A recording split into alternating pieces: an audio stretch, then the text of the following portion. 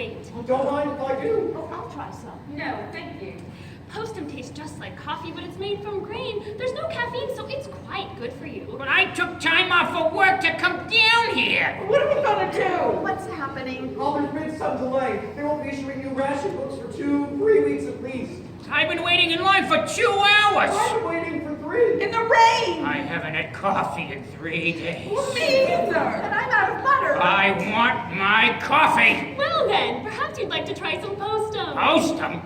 I want coffee and you have the guts to wave this prissy brown water in my face? We all know caffeine makes us jittery. Postum has no caffeine at all. But I like caffeine. I am nice when I have caffeine. Don't you think the world would be a better place if I could just have some caffeine? You can keep your postum.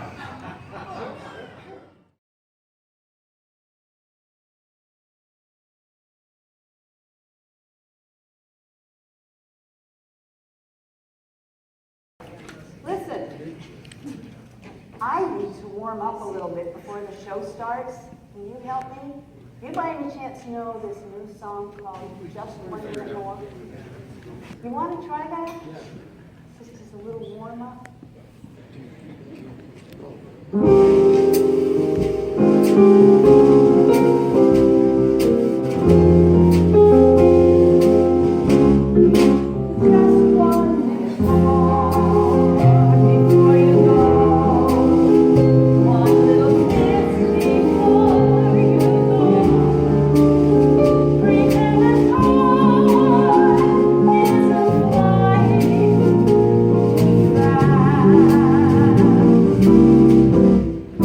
Just one last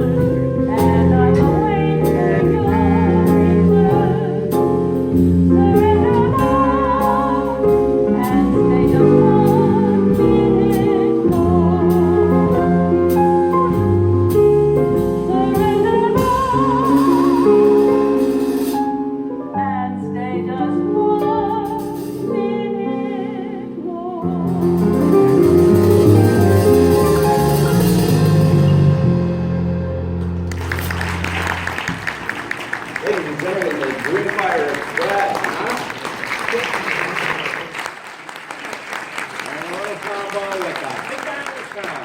Good evening, my name is Alfred Bell. I'll be your host this evening, and we're going to get started with the show in just a few minutes. I'd like to let you know what we expect of you as a studio audience.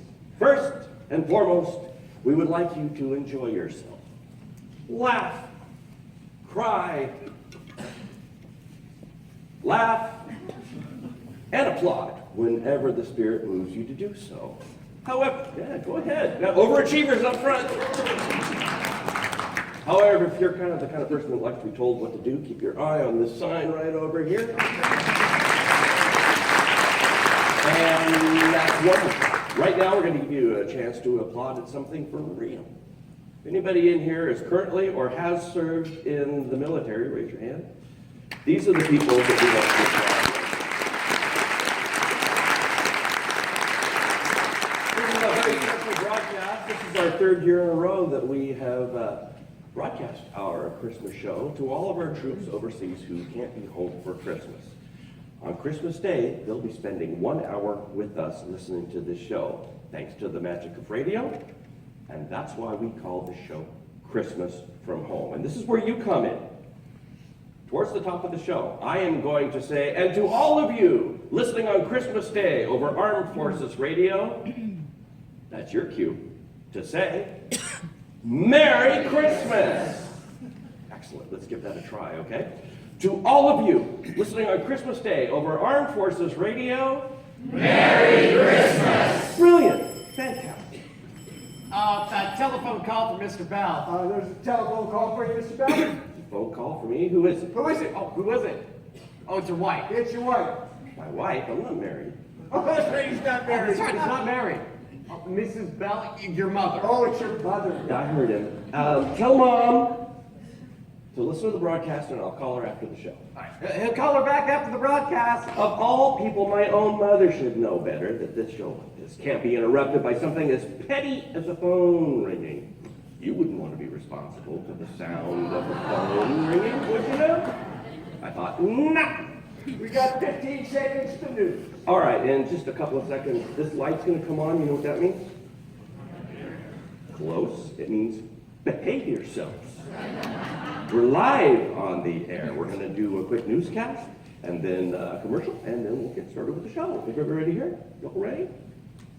5, 4, 3, 2. You've been listening to that family favorite, Cinnamon Bear. Meet Cinnamon Bear in person at Littman's, downtown Portland. Stay tuned for Ralph Radio Theater with Christmas from Home. But first, today's news. Progress in the South Pacific, and on the home front, a warning for single women. This news moment brought to you by Camel Cigarettes. Notice who's smoking Camels. Douglas MacArthur has led the 112th Cavalry in attack on New Britain Island in New Guinea. The 112th has survived numerous enemy air raids and repelled Japan's counteroffensive. The Allies now hold a new key air base and PT base in New Guinea. Closer to home, Portland police are holding a man who's been circulating through area officers' clubs, selling himself as an army captain and undercover agent. He even convinced one woman to marry him. Don't believe him, ladies. Authorities actually booted John Easton Brown out of the army. Brown merely swiped the captain's insignia on the way out. Finally, don't forget a special benefit coming up next Friday at the Hollywood Theater. You can get into Midnight Matinee for free. Just bring 4 packs of cigarettes. This collection of cigarettes is for wounded servicemen and the men at Barnes Hospital in Vancouver. Doctors say it's one way to boost the spirits of soldiers spending Christmas in a hospital bed. This news moment brought to you by Camel Cigarettes. Hi, fellas. Hello there. Look at that. Whoa! Fellas, I think I'm falling for a woman in uniform. Whether khaki, blue, or forest green, Waves. Wax. Marine Corps Women's Reserves. women in service are always first in fashion. What's that you're smoking? Camels, of course. That famous camel flavor. The mild, slow burn. Easy on your throat. When you see a woman in uniform, take a look at what she's smoking. Camels, of course. Light.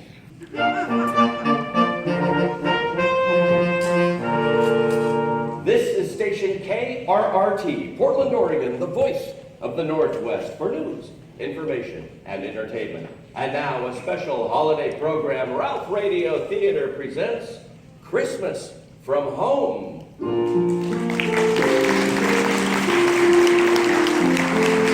Good evening, ladies and gentlemen. We'd like to call this special broadcast our Christmas gift to the men and women fighting throughout the world to protect our freedom. This is our third Wartime Christmas program. The show we're broadcasting right now live to Portland, Oregon will be played on Christmas Day for all the soldiers and sailors, Marines and pilots fighting in the name of the Stars and Stripes. Now, Tonight, our cast includes Kate McCracken, Jeff Logan, Olivia Kruger, Evelyn Warren, Mary Murphy, Sergeant Jack Warren of the 10th Mountain Division, Private Judy Barnum of the 10th Mountain Division, and Sergeant Kenny Saito. We're accompanied by the marvelous music of the Dreamfire Express. And I'm your host, Alfred Bell. And to all of you listening on Christmas Day over Armed Forces Radio, Merry Christmas!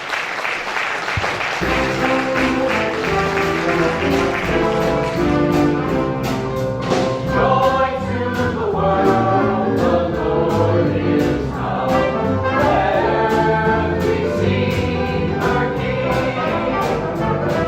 Let every heart prepare Him room. And heaven and nature sing. And heaven and nature sing. And heaven and nature sing. Joy to the earth, the Savior reigns. Let men make songs in glory. While fields and floods, rocks, hills and plains, repeat the sounding joy, repeat the sounding joy. Please repeat the sounding joy. Everybody! Joy to the world, the Lord is come. Let earth receive her King. Let every heart prepare Him room. And heaven and nature sing. And heaven and nature sing. And heaven and nature sing.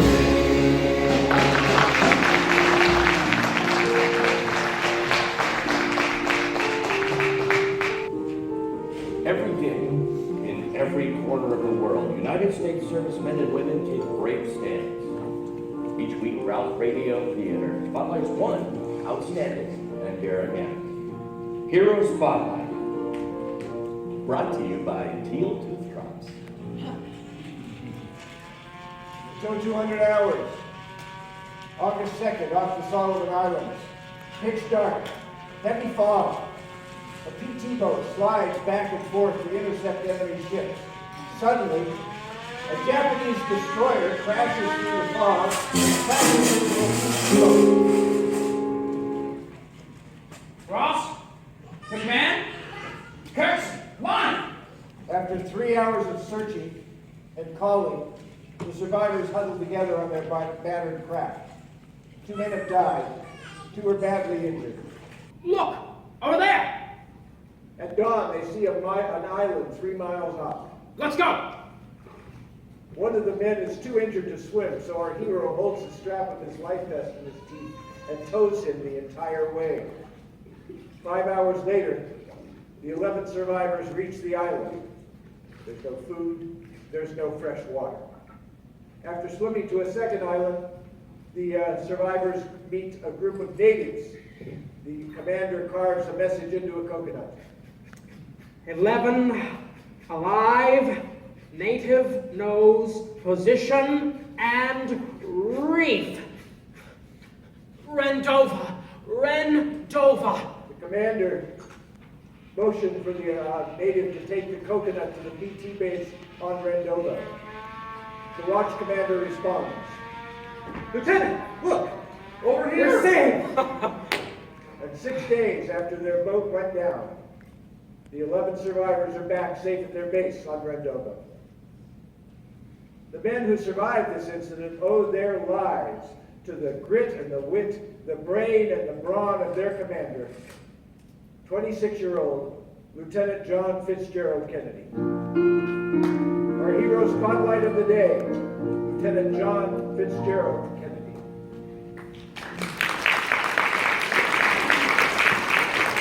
As our hero proved, healthy teeth save lives. I wonder if he uses teal. I'm sorry to say, Miss LaFavor, but you have 3 cavities. But how can that be, Dr. Gregory? I brush faithfully after every meal. Well, that's just the problem. You're scouring cavities right into your teeth. 8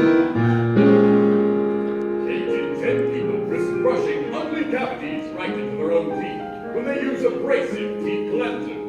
Those people are not using teal. Teal liquid has no abrasives. Teal protects your teeth. Look at that beautiful smile, Miss LaFavor. Not a cavity in sight. Teal liquid did the trick. Thanks for the tip, Dr. Gregory. Ooh, Madeline. You can call me Greg. Greg.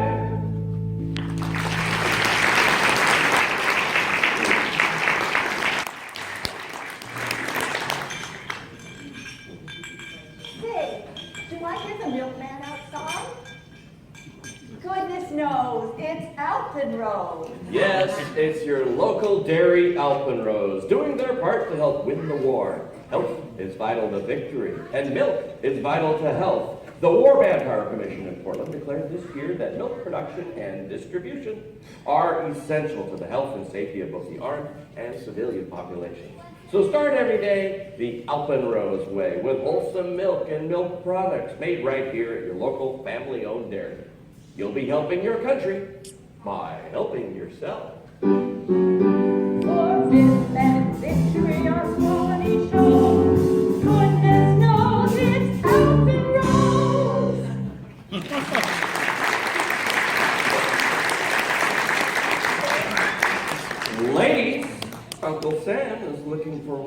a little extra fat. Skillet drippings, trimmings from your meat, fat skimmed from your wing. Yep, the OPA will pay you 4 cents and 2 red ration points for every pound of fat. Glycerin from cooking fats is essential to the war effort. 1 tablespoon of fat makes 73 smallpox inoculations. For 5 machine gun bullets. Just pour the fats into a tin can. And then get your fat cans down to the butcher. Do your part for the war. Give Uncle Sam his fat.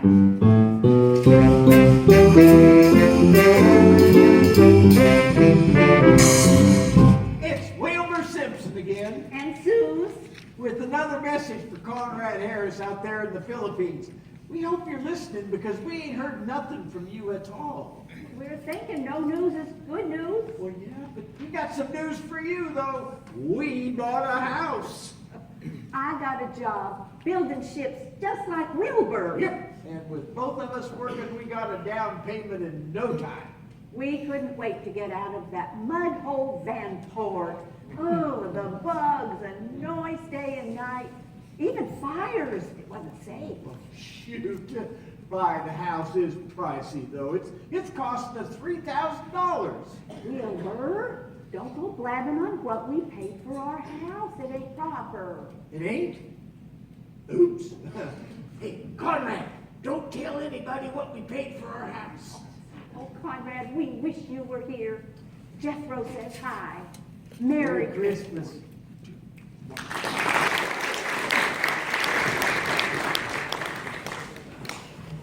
We are proud to have with us another hometown soldier who's back on furlough for Christmas break. Please give a hearty Portland welcome to Sergeant Kenny Saito. Welcome to the show, Sergeant Saito. Now, I understand this is Kenny's first time with Ralph Radio Theater, but he does know some of the cast quite well, right? I sure do. I went to high school with Jack, Jimmy, and Olivia. Kenny was our senior class president at Franklin High. Well, at least he was until, well, you know. It was hard to say goodbye. And we were all over at your house. You were packing. I remember it well. Maybe I'll come out there once in a while and shoot a few hoops with you, Ken. That'd be great. Oh, what's the size of this aquarium? Oh, those are huge goldfish. Hey, didn't they say you can only take what you can carry? Yeah, whatever I can fit in this bag. I call tips to the fish tank. Jimmy! What? I mean, I'd be happy to take care of your fish tank for you. Sure, but be careful. Those koi are expensive. Koi? The fish. They're called koi. Oh. You mind if I dip in my own name? Oh, here, better pack your basketball. Not gonna fit, Jack. Of course not. But if you're not gonna... Take it. You two are such vultures. I'm just sick about Kenny leaving. What are we gonna do without you as class president? If I remember my civics correctly, I believe the vice president takes over. I'm sure you'll do a fine job, Olivia. I guess that's war for you. The women have to step into leadership. I'm not exactly going to war, Olivia. What about your hoop? Jack, it's attached to the garage. Yeah, I guess you should leave it there. Your mom got that nice vacuum cleaner just recently. I'm sure she'd want someone to look after it for her. Excuse me, Mrs. Saito! You know, your girl Amy, man, she sure is a beaut. I bet you're really gonna miss her. And, I'd be happy to keep an eye on her for you. That does it. You guys get out.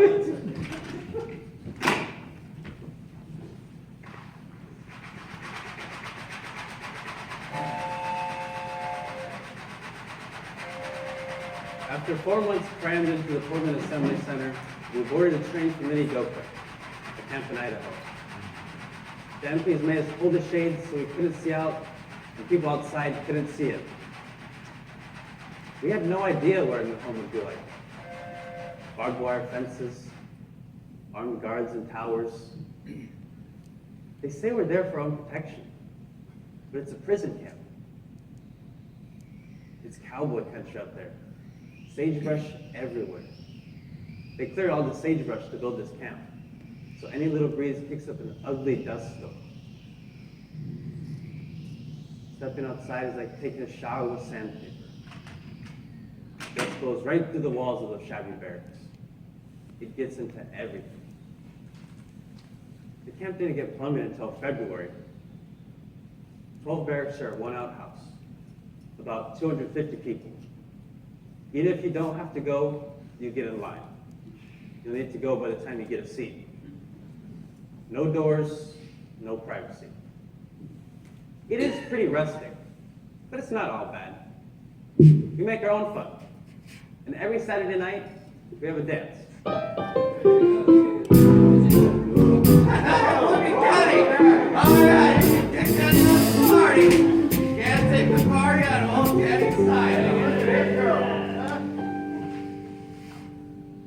This is hardest on my parents.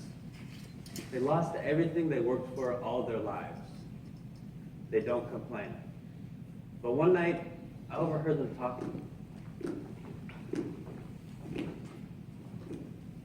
But we came here for a better life, for a better future for our children.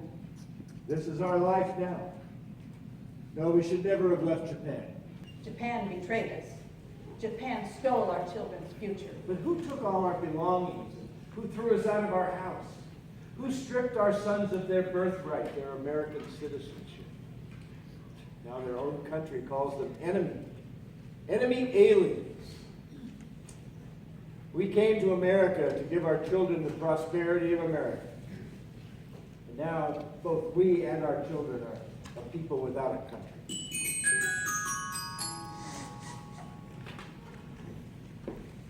My parents became the U.S. citizens, but my brother and I were born here. We are citizens, yet right after Pearl Harbor, they classified us 4C, enemy aliens. My father resolved to do anything he could to regain citizenship rights for my brother and me. He and others protested to the draft board and the directors of Minidoka. Finally, they allowed young Japanese men like me to join the U.S. Armed Forces. Did that satisfy your parents? I'm sure it's what my father wanted. Where are you spending Christmas? With my family in Minidoka. My mother's so proud she has a Service Star banner waving in the window at our tiny shack at the camp. Wish them a Merry Christmas for us, won't you? Sergeant Kenny Saito.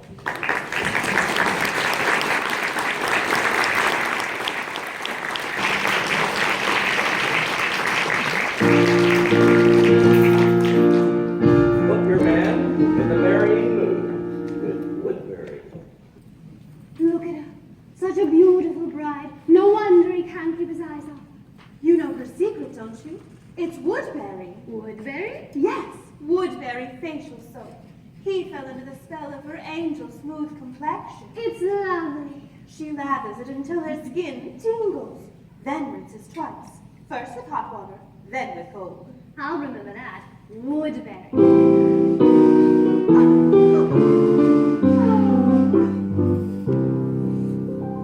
You got the bouquet. You know what that means. Between this bouquet and Woodbury facial soap, I'll be Tim's bride in no time. Put your man in the merry mood with Woodbury facial soap.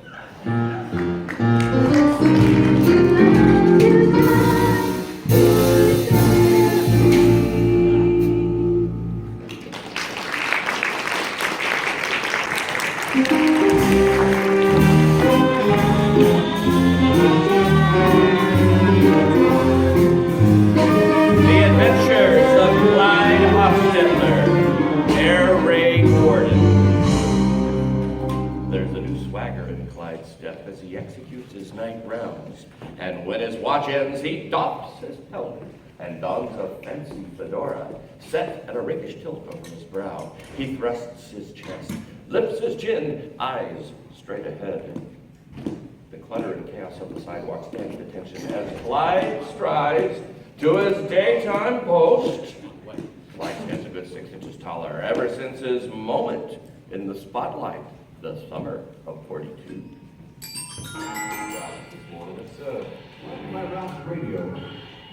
Ladies and gentlemen, allow me to introduce the man who stood at the precipice of peril as the Japanese barraged our shoreline with gunfire. While the rest of us at the fort stood in the safety of our battlements, Clyde Hoffstettler fed us vital information as screaming projectiles exploded not 200 yards away. Clyde now wears the cape of a hero. He presides over this town from the throne behind his desk at the ration board. Oh, Clyde. May I call you Clyde? No! Mr. Hoffstettler, we desperately need another ration book. No. But Mr. Hoffstettler, Everyone in Laurelhurst has problems. But yours may work out. Now, if you'll excuse me, who's next, Dan? Hello, Clyde. Our next applicant is Vivian Wong. Well, hello, Vivian. Vivian, this is Clyde. Oh, one hears a great deal about Clyde Hoffstettler in Laurelhurst. Let's see, the last time we met? Was when the Franklin Quakers trounced the Grand Generals. How nice you remember. I remember everything. The Quakers wore gray. You wore blue. My cheerleading uniform. Mrs. Long, people are waiting. Oh, of course. Clyde, Michael and I... Michael? Yes. Oh. Michael and I need to drive down to California. Well, who's stopping you? We need a car. Well, cars aren't easy to come by. Well, You can't just waltz in here and get a car. There's a war on. Clyde would never. I'll see what I can do. Clyde? oh, thank you, Clyde.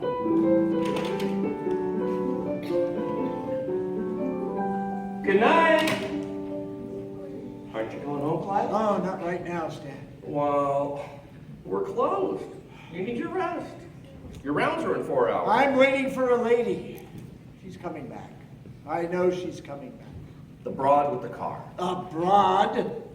You never have and never will see a finer lady. Sorry, Bob. All the ration boards and all the towns all over the world. She walks into mine. What's that you're playing, Stan? Oh, just a little something of my own. Oh, well, stop it. You know what I want to hear. What? You know. No, no, no. You know. That's it! Drink up. We'll never finish the other 3 sarsaparillas. They'll be here soon and they'll come looking for Oh, us. I left a note for them in the locker room. They'll know where to find me. Here's looking at you, kid. I've got to go, Clyde. They're waiting for me. Right, I'll meet you on your side after... No, not my side. They'll see. I'll meet you at the station. Right. The soda station. Clyde, kiss me. Kiss me as though it were the last time.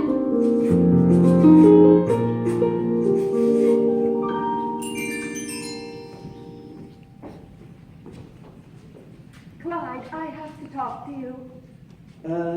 I got some work to do in the back. Why did you come to Laurelhurst? Please don't, Clyde. I can understand how you feel. You understand how I feel?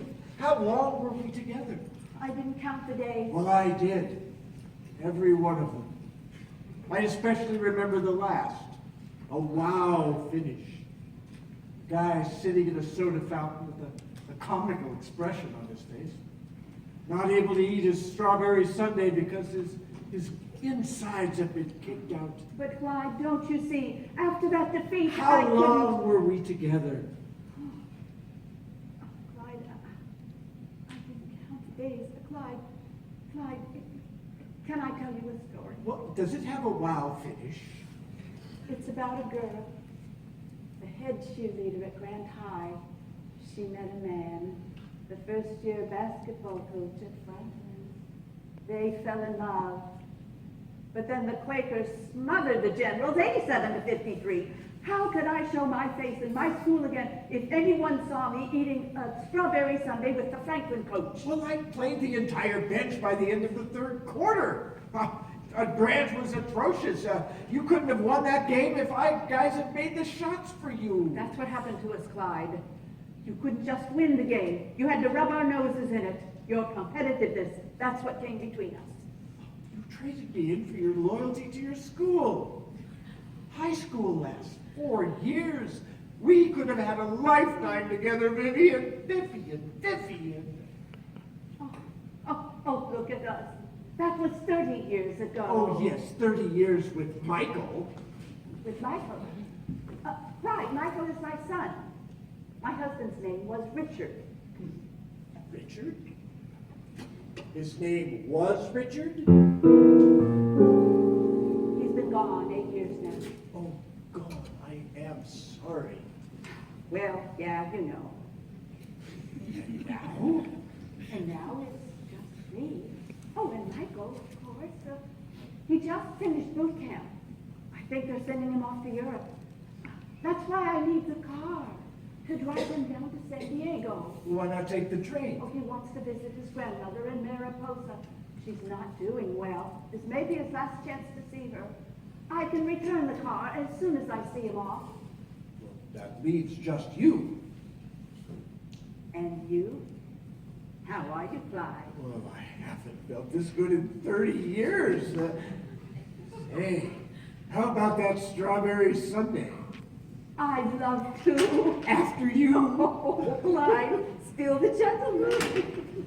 As I suspected, he's a rank sentimentalist. I suppose this is the beginning of a beautiful friendship.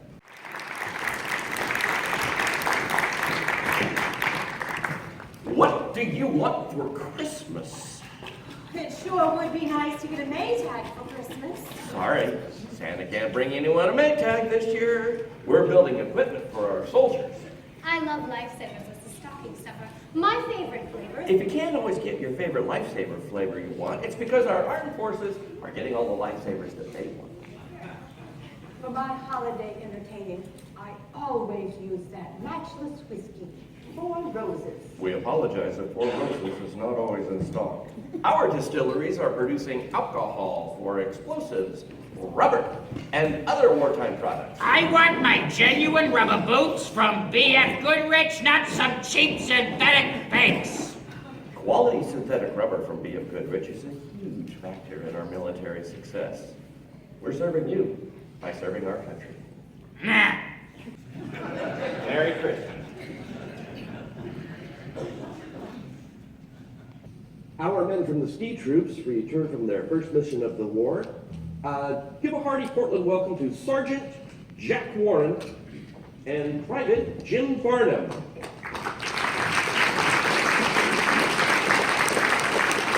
I understand you were on the Aleutian Islands up in Alaska. Yes, sir, on the island of Kiska. Well, now that sounds like a good place for ski troops. Yes, sir, perfect. We trained to fight in rugged mountains and harsh weather conditions. Yeah, they waited to tell us where we were going until we were surrounded by freezing, shark-infested waters. Yeah, Smitty was so upset I thought I might go swimming with the sharks. He barely survived the battle on Attu, and he did not want to go to Kiska. No, it can't be. We're not going to make it. You can't think that way, Smitty. What? I barely survived the bloody massacre on Attu Island. Now they're sending me back? Oh, we're gonna die. I'm gonna die. Stop it, Smitty. Now, everyone just keep your voices down. We're getting closer. We launched and braced for a torrent of deadly gunfire. Nothing. Cover fire from our own ships. We climbed to the top of the cliff and into fog as thick as cotton. We couldn't see the enemy, we couldn't hear the enemy. Where are they, Sarge? Hey, Sarge, over here. Romanagi had stumbled onto an enemy bunker, empty as a bachelor's pantry, not a soul in sight. I gathered all my men to the bunker and radioed HQ. No reports of contact with the enemy. Hold your position. Over. It took us 3 days to realize the Japanese forces had given us the slip. They had loaded some 5,000 men onto ships and evacuated the island in less than 2 hours. We had to stay on that island to make sure the Japanese didn't return. Our rations were delayed and we were starving until we came upon a clear pool full of voluptuous king salmon. Of course, we didn't have a fishing pole. We had the next best thing. A grenade.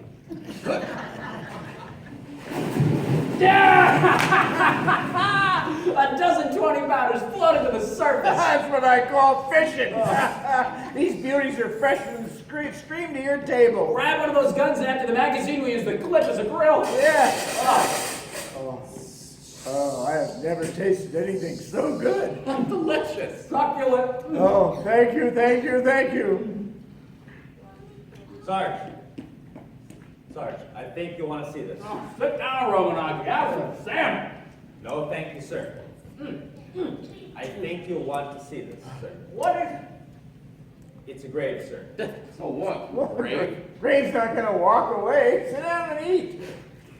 An American grave, sir. Lead the way.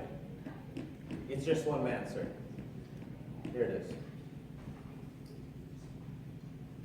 It's a simple mound of brown dirt, surrounded by a neat ring of stones.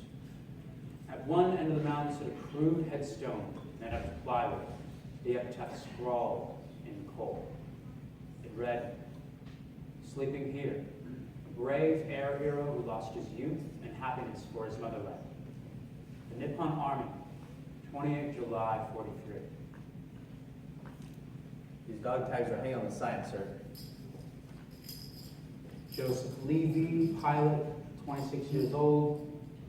He must have been one of the guys that district the beaches. He was making their lives hell, and they called him a hero. Oh, this was suicide. Their command would have killed anybody they caught burying the enemy. I guess they're not all savage wolves, Smitty.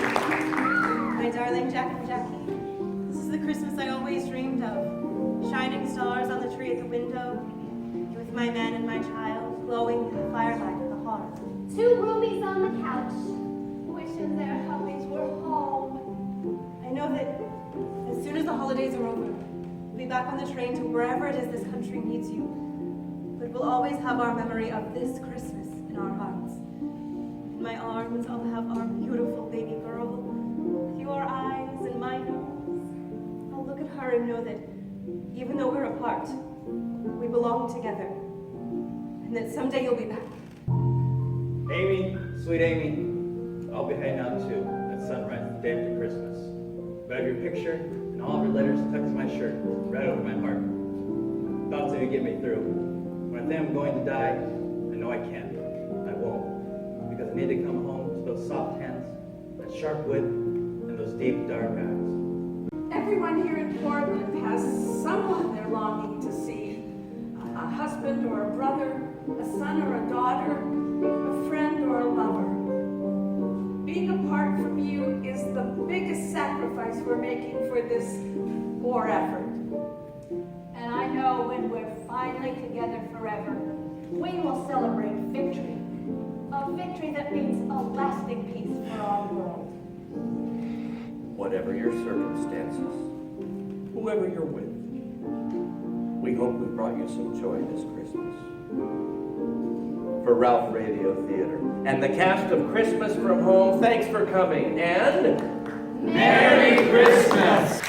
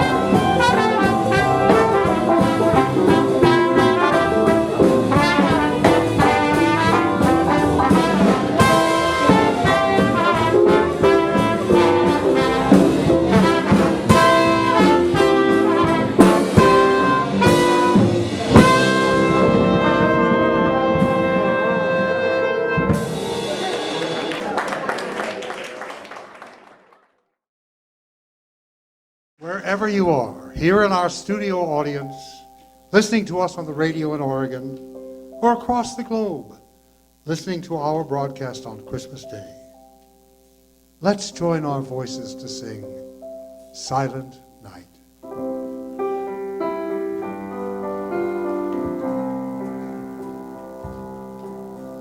Silent night, holy night, all is calm, all is bright, round yon virgin mother and child.